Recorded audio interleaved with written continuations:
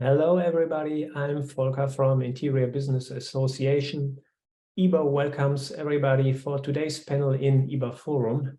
I wish you an interesting session and say hello to Marilena Behrens, today's host for our panel with Clara Ott. Hello from myself, or welcome back, and thank you, Volker, for the little introduction. So far today, if you have taken part in the other call this morning, you have already learned something about how employers can become good hosts and what role the workplace as a social place plays in this part. But we haven't talked about what that specifically means for the interiors in which we work. So what should they look like? And this question certainly can be answered by Clara Ott. She is project manager at ArchDaily, one of the most popular architecture websites worldwide. ArchDaily's vision is to empower everyone who makes architecture happen to create a better quality of life. And to me, this sounds quite promising. That's why I'm happy to talk with Clara Ott about the future working place and how it should be built. Welcome, Clara. Hi, everyone. Thank you, Marilena, for the introduction. And I can start sharing my screen. Okay, so hello, everyone. Thank you very much for the invitation to be a part of this event and to discuss the challenges of redesigning workplaces in this very particular moment that we're living in. As Marilena said, I'm Clara Ott. I'm the projects manager at DAAily-Plattforms, an architecture and design community formed by 3 platforms: Design Boom, Architonic, and ArchDaily. Our topic for today holds a very particular significance for us at ArchDaily. At ArchDaily, I lead the team in charge of curating, sourcing, researching, and communicating the latest architectural projects built around the world. ArchDaily was launched in 2008 in Santiago with the vision that it is possible to improve the quality of life in cities by giving access to information to everyone involved in the hard task of shaping our built environment. So this purpose of bringing information to all corners of the world, of finding the best projects, giving visibility to emerging architects, all of this is what pushes us to work behind the content that is published on the site. With nearly 50,000 projects published and over 400 new projects published each month, ArchDaily is the world's largest online architecture library in the world. And it is this accumulated knowledge that serves as a starting point for today's analysis. The constant review of this library enables us to bring new things into the discussion. By giving exposure to certain architects, to certain projects, we're validating the ideas behind them. We recognize trends, we give visibility to materials, to technologies they use. And through the curation of projects in moments of uncertainty, specifically in the beginning of the pandemic, we were able to see from a very close perspective what those projects reflected and how different architects, designers, and even the companies themselves were facing this enormous challenge of designing for the post-pandemic world. How those projects were changing the situation, changing as the situation unfolded, and the return to the office went from just a mere idea to a reality. But in order to understand a bit of the context of the challenge we face nowadays, when it comes to, of course, working environments, we need to narrow down this huge source of information and focus only on workplaces. First of all, by going back and reviewing the dramatic evolution of office typologies throughout history. The evolution of office space has gone through several cycles and changes.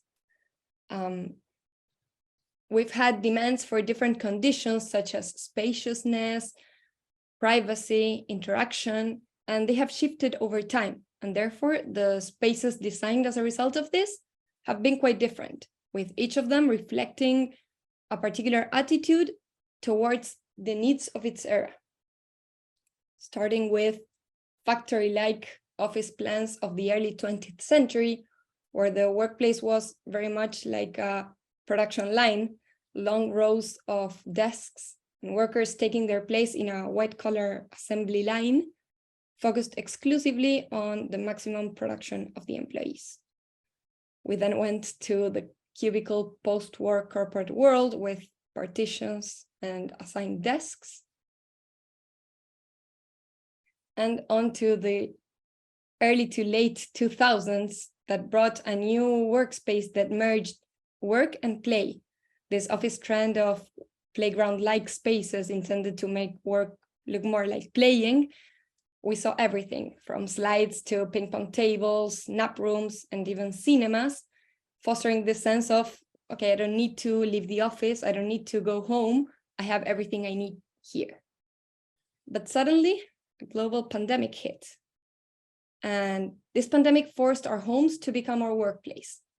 During the work from home wave of the pandemic, our kitchen countertops became our desks.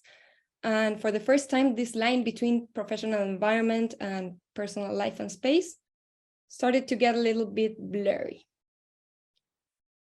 In the past, both companies and workers used to believe we needed certain conditions in order to get our work done. Before the pandemic, most employees went to the office primarily to be able to concentrate, to have space to do their individual work. The past 3 years have proved that many tasks can be done from afar. So we can work from home, we've all worked from the office, a cafe, basically anywhere.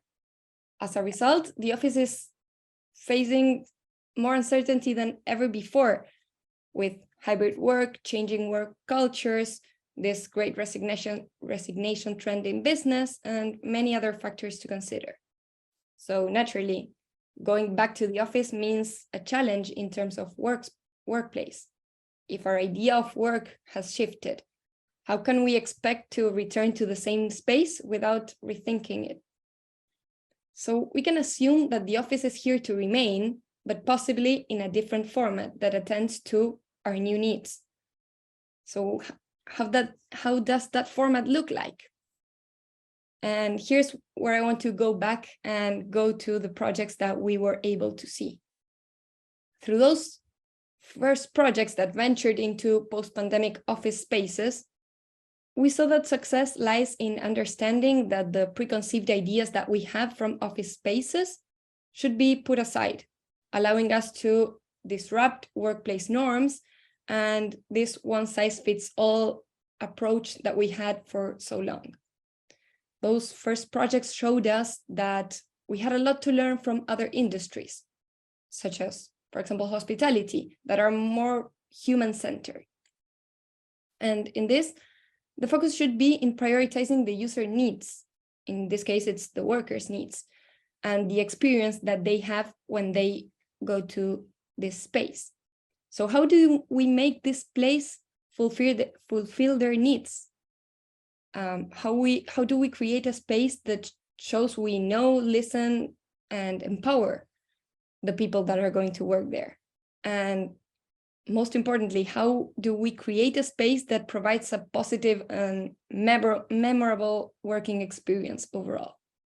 So in that sense, the answer may look different for every company, but companies that want people to be present and optimize outcomes should definitely use this as a starting point. As I said before, being close to these projects, architects, and new designs conceived for the post-pandemic return, we were able to see and we were able to identify 4 key learnings we could all use when it comes to redesigning these spaces.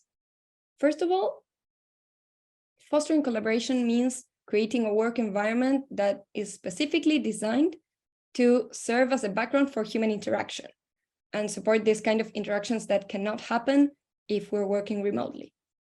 In this post-pandemic era, the workplace is expected to serve as a hub for this collaborative work, learning, innovation, rather than just for individual tasks. we've proven that we're way more productive when we're working remotely if we're doing individual tasks. So it all comes down to spatial arrangements that allow contact for teams working together, or even for workers that wouldn't otherwise be able to see each other.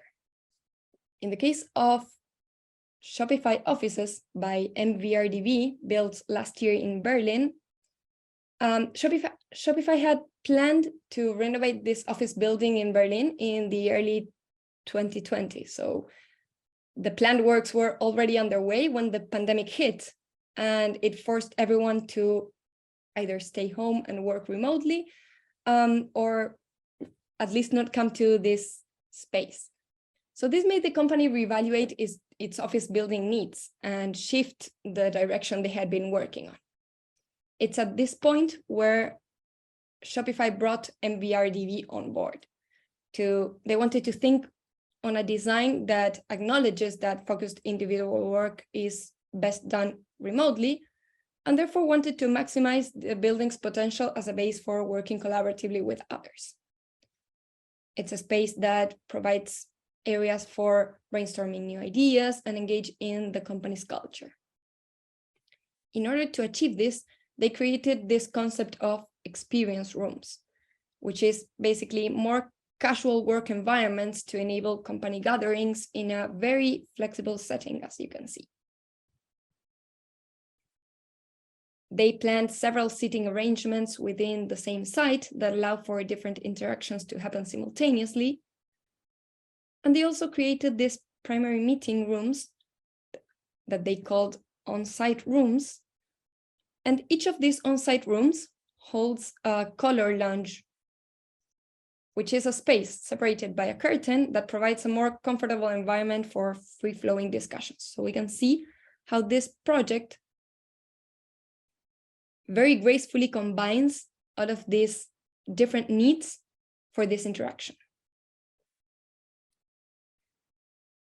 Empowerment gives the user a boost to their speed, their creativity, their intellectual performance.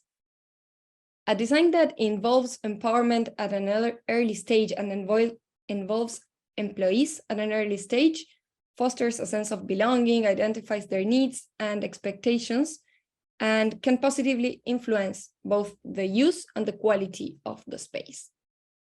Of course, this does not necessarily mean asking the employee directly what is it that they need before you start working on the project, but instead it's giving them flexible tools and the empowerment to make sure that they are taking the best out of the space you created and intervene it and modify the space according to their needs.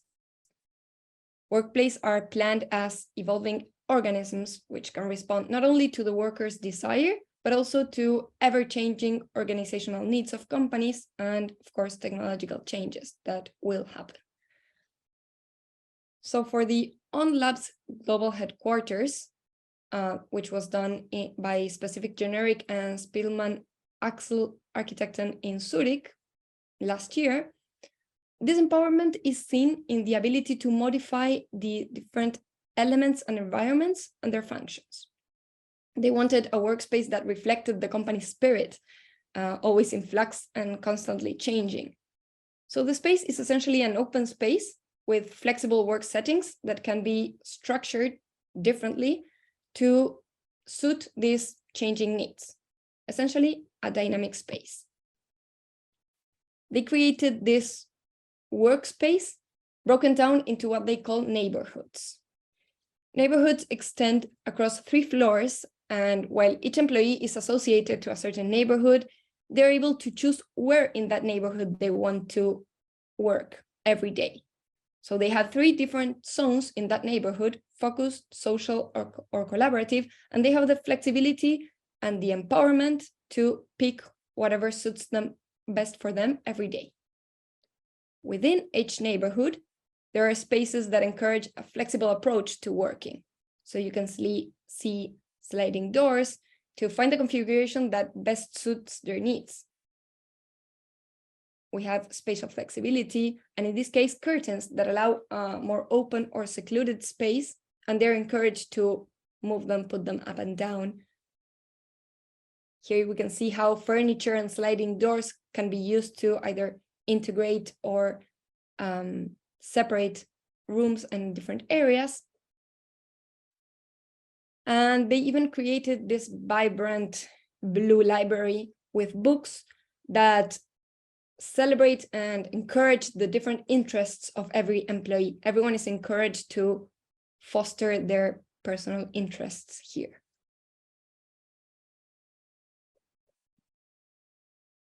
The use of technology, it's important to understand that it will play a central role in enabling employees to return to the office.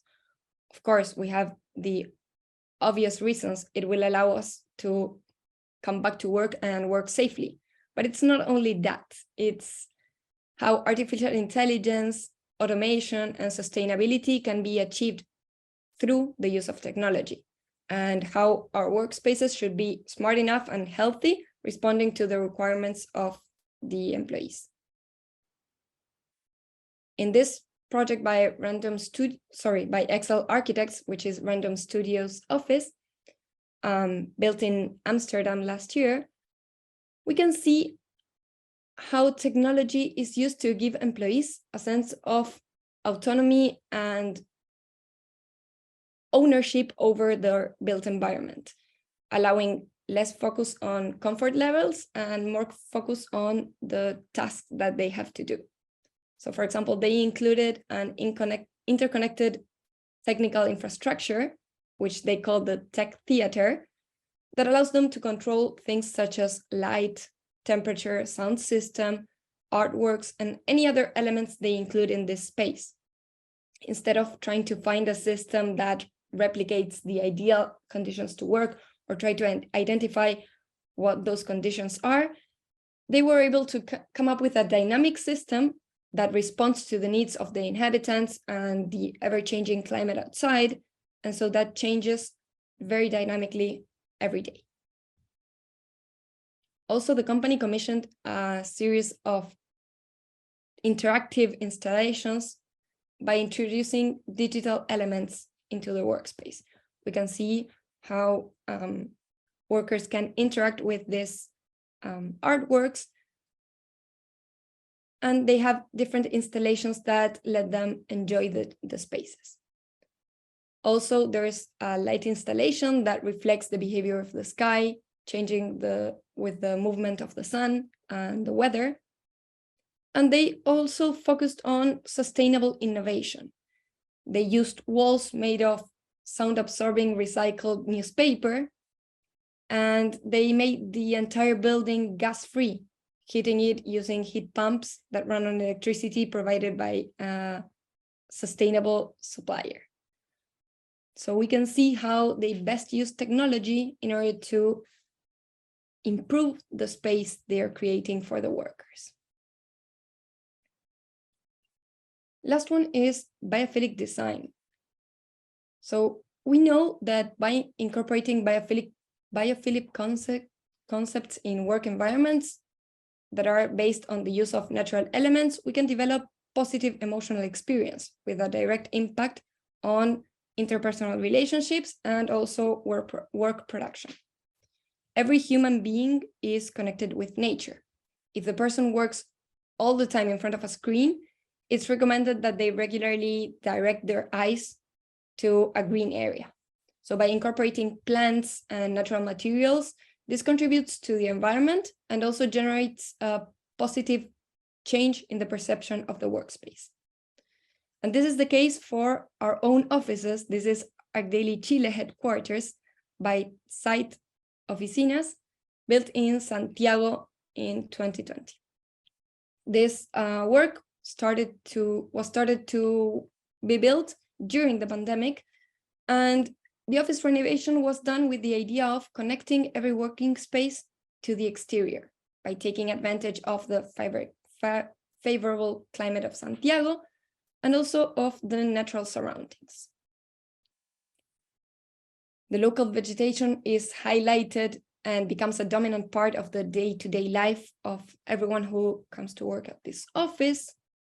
And we can see how spaces are well positioned and have amazing windows that can be opened. And this is a low-tech solution that guarantees the recycling of air, of course, but also softens the boundaries between interior and exterior, construction and landscape.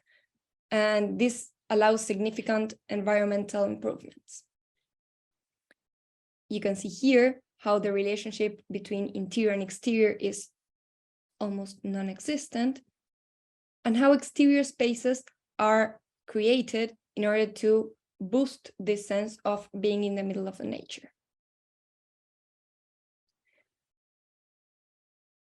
Finally, I want to say that it is a challenge that is in the hands of all of us, architects, designers, everyone who is involved in redesigning an office space needs to understand that this changing context only means that we have new rules to come up with a solution that is not only a safe environment for everyone to work, but a place where people enjoy working. So luckily, in the era of information, we have a lot to learn from others' experiences and projects. And most importantly, we know where to find them. So thank you all for being here today. And I'd be glad to listen to your questions. Thank you so much, Clara. That was a very interesting presentation on how to redesign workspaces in order to fit better to our human needs. And I'm sure the audience has a lot of questions. I can see already one question. Before I will get to this question, I have a note question. And because if I look at all the beautiful pictures of these offices that you have shown, your own office of ArchDaily, but also the others, they look very spacious, very like you wouldn't even want to leave these spaces. And I ask myself if you what advice would you give companies or employees who don't have big spaces like these, or who don't have the budget to plan a new office, but how can they rebuild maybe an office with a little smaller budget also, in order to fit better to the new conditions and the needs of their the people working there? Absolutely. I think when we think about examples, we always tend to go big and think of the ones that are greatly done with almost unlimited budgets. But just to clarify something, the Santiago office was actually a renovation of our existing office building. But going to probably less great or less more budget-friendly ideas, I think all of these strategies can be applied in different scales. You can provide flexibility without having to have a lot of square meters. You can just have furniture that moves around, and that gives flexibility and empowerment to the user to feel free to move this chair from here to there if it makes more sense. So for me, it's more about being intelligent and seeing how these strategies apply to each case. Of course, this serves as an inspiration, but for example, biophilic design can be achieved through seeing how you can include plants and greenery, and this does not always mean you have to have a forest in the back of the office as we do in Santiago. So I think it's more about the strategies and thinking how they apply to every different situation, rather than keeping just the great gestures that these projects have. Thank you. And I ask myself if this also is, if you can transport this to if the people who work at a company have different needs. For example, if you think of the demographic change, people get older, people have to work longer, but there will also come new people in the office who might be younger and have different needs, but also not only age-wisely, but humans are so different, they have different needs. What advice would you give employers who are facing different wishes and needs regarding the working space? I think in this case, flexibility is key. workers need to feel a sense of belonging and a sense of empowerment with their working space. So I think being flexible means providing a space that can accommodate everyone. Probably not everyone at the same time, but with the use of technology, you can make sure that people are comfortable no matter their needs. You can subdivide spaces, you can have different times or even days. Nowadays, we have systems where not all workers are forced to go to the office every day. So maybe you can have one day with the configuration that it's more of an open space. So if you're more comfortable working in a more open space environment, you can go on Mondays, and then have it rearranged on Wednesdays for those who want a more secluded spaces. So for me, it's all about being flexible and, of course, listening to the user's needs. Well, coming to the end, what are maybe like 1 or 2 or even 3 low-hanging fruits that employers can integrate, like do very easily incorporate into a new building, or how to, when they are redesigning their office or even their home office for the employees? Maybe you have like 1 or 2 like very easily be done tasks in your mind. Yes, I do. And we've seen a few projects that use textiles for this. I think textiles are a very low-tech and quite cheap solution to use as space dividers, to have this flexibility and start testing. Like drawing a curtain, now it's all one huge space. Drawing the curtain again, now it's my own office and your separate office. Of course, we will be able to hear what the other is saying, but it's somewhere in the middle that can help provide a boundary if needed. So I think use of textiles, no doubt about it. And we've seen it in a lot of projects. In fact, when I had to narrow down this list, I left out a few projects because my initial thought was they all have curtains. I want to show more diversity. So I think curtains was quite an obvious thing. The other one is making sure that space is the best space you can make with what you have. And I mean, from making sure that the temperature is set in the right number, that the natural ventilation, if you have the option to have it, is working properly, that the lighting is the right one, and ensure that you are having proper lighting for everyone to do the tasks that they are doing, and even enhance the space with plants and greenery. I think that's a very obvious move. And the third one would be learn more from the user, understand how the user behaves, which spaces are they preferring, where do they want to go, if they have 4 minutes to talk to each other, where are they going, and try to make the best out of those spaces. Are there any unused spaces in the office? Some chairs around that no one sits in? Let's take them out.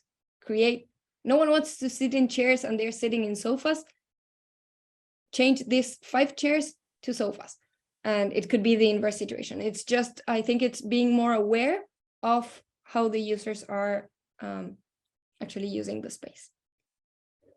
Thank you so much, Clara. These are very hands-on tasks. I think everyone can do something with it or about it, and think how it could work for their office or even their home office or for their employees. Well, everyone who has listened until this point, and especially to you, Clara, thank you for the presentation and the very interesting input on this topic. Thank you all for the invitation and for being here with us today.